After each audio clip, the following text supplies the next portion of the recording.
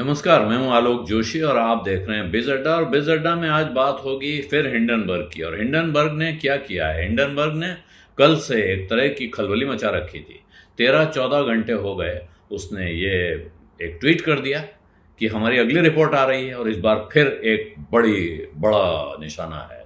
तो भारत में भी बड़ी खलबली तहलका मचा रहा कि क्या होगा, कौन हो सकता है। और कहीं अडानी पे ही रिपोर्ट तो नहीं आ रही है।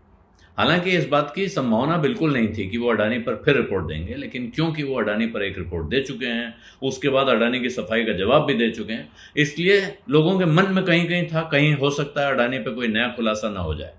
लेकिन अब एक बात करीब करीब साफ मान लीजिए कि हिंडनबर्ग का अडानी चैप्टर क्लोज हो चुका है। यानी कि हिंडनबर्ग जो एक शॉर्ट सेलर है, उसने अडानी के बॉन्ड्स में जो शॉर्ट सेलिंग की, उनके डेरिवेटिव्स में, उससे उसको जो कमाई करनी थी वो करके सटक चुका है। अब वो अडानी में उसका कोई खास इंटरेस्ट बचा नहीं है। तो अब भारत में बहुत सारे एनालिस्ट इस बात की चिंता कर रहे थे कि क्या भारत का कोई और ग्रुप हो सकता है। ये भूल जाते हैं लोग कि साहब हिंडनबर्ग है वो अमेरिकन कंपनी है। तो वो वहाँ मतलब रिसर्च फर्म है या एक्टिविस्ट शॉर्ट सेलर है, जो भी आप उसके एक्सप्लेनेशन बहुत सारे हैं हिंडनबर्ग को समझने के लिए। पुराने वीडियो देखिए, उसमें मिलेगा। लेकिन क्योंकि वो अमेरिका में ऑपरेट करता है तो जाहिर है वो दुनिया के और मार्केट भी देखता है, अमेरिका भी देखता है। और अब कुछ देर पहले जो उसकी रिपोर्ट आई है उससे साफ हो गया है कि उसका निशाना कौन है। अब उसने वास्तव में एक बड़ा शिकार पकड़ा है। ये हैं जैक डोर्सी। जैक डोर्सी को आप सब जानते हैं ट्विटर से। ट्विटर के फॉर्मर सीईओ थे, जिनसे जो एलन मस्क हैं उन्होंने ट्विटर को आखिरकार एक्वायर किया लंबी खींचतान के बाद। और उन्होंने शिकायत की थी कि जैक डोर्सी ने इसको डेमोक्रेटाइज नहीं कर रखा है, मैं इसे डेमोक्रेटाइज करूंगा। हालांकि अब डेमोक्रेसी के नाम पे वो क्या कर रहे हैं वो एक अलग कहानी है। लेकिन उन्होंने अब हिंडनबर्ग ने जैक डोर्सी पर इल्ज़ाम लगाया है कि उनकी जो नई कंपनी ब्लॉक इंक है, ब्लॉक इनकॉर्पोरेटेड, ये ब्लॉक एक पेमेंट्स प्लेटफॉर्म है और पेमेंट फर्म है जो पेमेंट का काम करती है।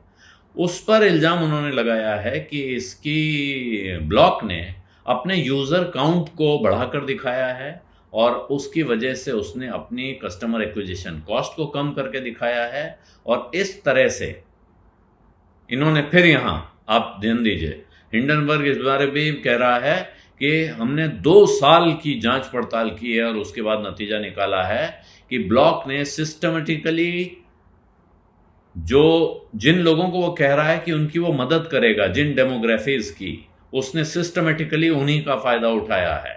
और इस तरह से जैक डोर्सी ने लगभग $1 अरब का घोटाला किया है।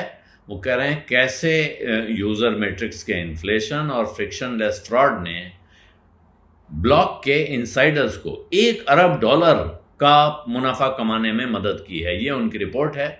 तो ब्लॉक का शेयर, जाहिर है कि उसका असर आते ही ब्लॉक का शेयर गिरना शुरू हो गया। पहले तो वहाँ प्री ट्रेड था, अभी ट्रेडिंग में क्या होता है, लेकिन 20% तक की गिरावट उसमें आ चुकी थी। तो हिंडनबर्ग का अगला तीर चल चुका है, निशाने पे लग चुका है।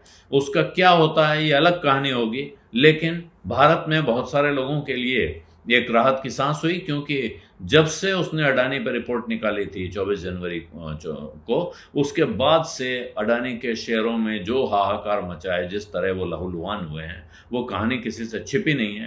हालांकि उसके बाद अडानी के शेयर कभी ऊपर कभी नीचे, धीरे धीरे ऐसा लगता है कि अब राहत की सांस लेते हुए दिखाई दे रहे हैं। लेकिन हिंडनबर्ग का अगला निशाना आ गया है और वो निशाना भारत में नहीं है, अमेरिका में ही है। ये भारत में बहुत सारे लोगों के लिए राहत की खबर हो सकती है। बिज अड्डा में आज इतना ही। अब इजाजत दीजिए। धन्यवाद, नमस्कार।